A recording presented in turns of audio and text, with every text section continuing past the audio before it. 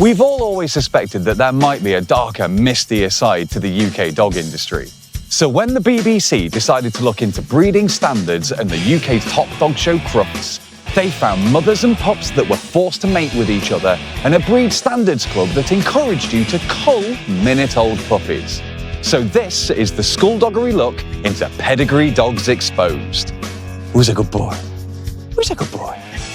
Yeah, good boy, Freddy. Part 1. What was uncovered? Pedigree Dogs Exposed aired on BBC One in August 2008, along with a follow-up programme a few years later looking into the aftermath. If you want to watch it now, good luck finding it, because even though we all pay £170 a year to the BBC for access to their content, they're not too happy when people upload it online. It presented a series of shocking cases showing how some pedigree dog breeds suffer from serious health issues linked to their form and their genetic makeup. These issues are often ignored or underestimated by the institutions that are supposed to regulate breeding. They have their own set of breed standards that they think should be adhered to at all times, but in some cases, if dogs don't fit into a very strict set of criteria, some clubs do advocate for culling young puppies. Yep, back in 2008, there were organisations that were set up ostensibly to preserve and protect breeds, but they actually advocated killing the ones that didn't look right. But that was 2008, right? Surely more things have changed since then than my hairline. God, look at that muppet. Well, unfortunately, no, they really haven't. Some of the other main revelations from the documentary that we're going to take a look at were Cavalier King Charles Spaniels were shown suffering from syringomyelia. It's a painful neurological condition that's caused by having a brain too big for its skull. High rates of heart disease, bone and joint problems, respiratory problems, especially in flat-faced breeds, and blindness or eye disorders that were tied to the strict conformation standards that the breeds had to follow. Genetic analysis and commentary in the documentary argued that inbreeding and a use of a narrow set of popular sires had dramatically shrunk genetic diversity in so many breeds. The doc accused the Kennel Club of having conflicts of interest. They were trying to balance breeders' desires and show standards against what is best for the canine's health. It painted a really bleak picture that show ring competitions rewarded looks over well-being. Part 2. The aftermath. Needless to say, the documentary created a storm. Viewers were outraged, sponsors pulled out, the BBC itself withdrew from its long-standing coverage of Crufts, ending a 42-year relationship. But the Kennel Club did not take any of this quietly. They lodged multiple complaints to the regulator Ofcom citing unfair editing, misrepresentation and a lack of balance. Ofcom eventually held up one of their complaints. They found that the BBC hadn't given sufficient opportunity for the right of reply to some of the more serious allegations. Nonetheless though, Ofcom did actually reject most of the Kennel Club complaints. They said that the film's overall criticism was in the public interest and that the Kennel Club was not broadly misrepresented. In the face of all this backlash, the Kennel Club announced some reforms. They reviewed breed standards, they banned mother and son matings, which I'm amazed were still allowed even in 2008, and they pledged to reflect the health more strongly in judging. Still though, a lot of people and critics said that these were too cosmetic and far too slow. There were deep structural issues, like genetic bottlenecks and judging incentives, and all these things remained unaddressed. Part 3. Follow-up and progress. In 2012, BBC 4 aired a follow-up, Pedigree Dogs Exposed 3 years on, to see whether reforms had actually taken place in the dog training community or whether they were simply playing lip service due to a huge lack of oversight. The follow-up did find some good progress and some good steps being taken in some breeds, but also it still found the persistent problems. It argued that the Kennel Club still faced that core tension. How to reconcile breeders' preferences with welfare when they really didn't align. 3 major inquiries were set up in the UK into dog shows and breeding standards. These resulted in recommendations for better oversight, better health testing, and changes to judging priorities. A 2011 editorial from PubMed noted that the Kennel Club had responded quickly to address the major issues and has, for the most part, embraced the inquiry's recommendations. But so many experts think that the path to a truly healthy pedigree dog is a massively long one. It requires culture change in breeders and judges, not just tiny little rule tweaks.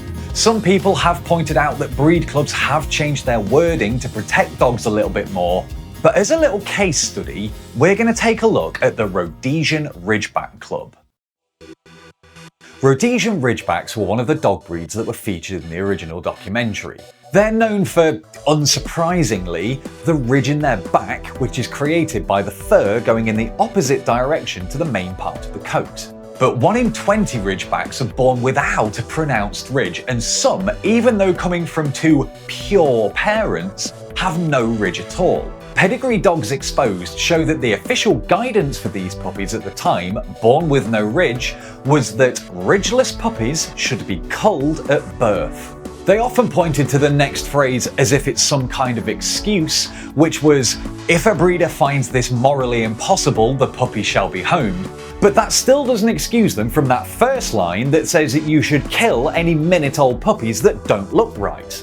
They hated the word eugenics being thrown at them.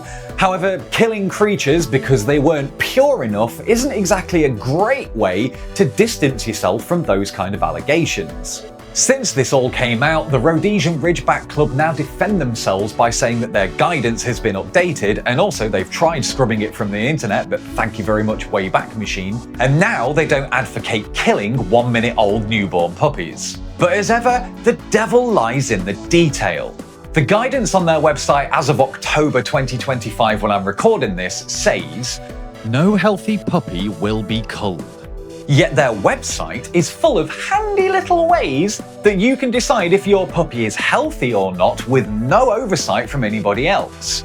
Indeed, it can often be left to the breeder to decide what's healthy and what's not. If your puppy fails any of these strict criteria that they've got in any way that you deem fit, they don't count as healthy. Now you can cull them again. Their guidance for dermoid sinus says that they need to be examined by at least 2 experienced people, but don't actually qualify what experienced means, which means that you could say that you and your mate are experienced and that would count. So while they have made some progress and they do look like they're trying to do a little better, maybe we don't need the word cull on your website at all. It just goes to show that even, 15 odd years later, there is still a long way to go. Part 4. Key lessons and going forward.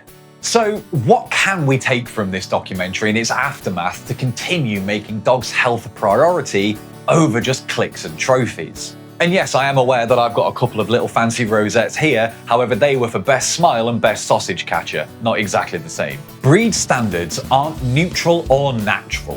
What seems like a perfect look is actually shaped by humans and can promote features that are really harmful to the dogs, leading to inbreeding on an industrial scale. For example, if you own one of the UK's 10,000 roughly pugs, it's estimated that they have a genetic diversity of only 50 dogs. So yeah, pugs may look cute, but their family tree is more like a family hedge. Now, we've touched on in our other videos that some dog breeds are descended from only a handful of dogs, but when done responsibly to create a new breed, this often includes outbreeding. That's where they bring in dogs from other similar lines to add a little bit of genetic diversity into the gene pool. This can give you an aesthetically pleasing look and a really healthy dog. If you want references for that, go and look at any golden retriever.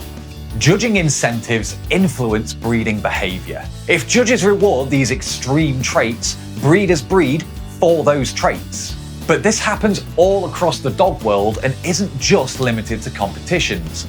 TikTok trends are now just as bad for encouraging bad breeding practices. Breed clubs, kennel organisations and regulators must prioritise welfare and allow some challenge and some reform. To go back to 2008 briefly, when the documentary came out, it featured a King Charles Cavalier Spaniel that was obviously in a very bad way but was still technically a show-winning dog. The King Charles Cavalier Spaniel Club decided to take action about this.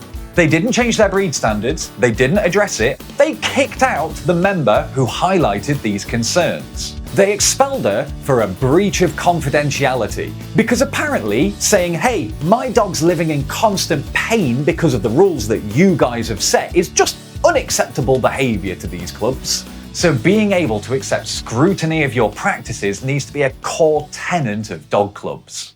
Conclusions. For prospective dog owners, research health tests into the breeds that you like.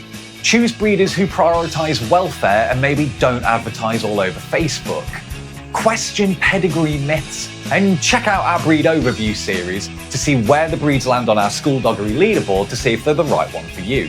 The documentary's legacy is not that it exposed everything, or even that it was actually a perfect documentary. There have been discussions around its bias, its editing, and its representation. But it did provoke those much-needed conversations, the structural reviews, and a much greater public awareness, which anyone who claims to love dogs surely can't be against. Pedigree Dogs Exposed might have aired back in 2008, but it is still relevant today.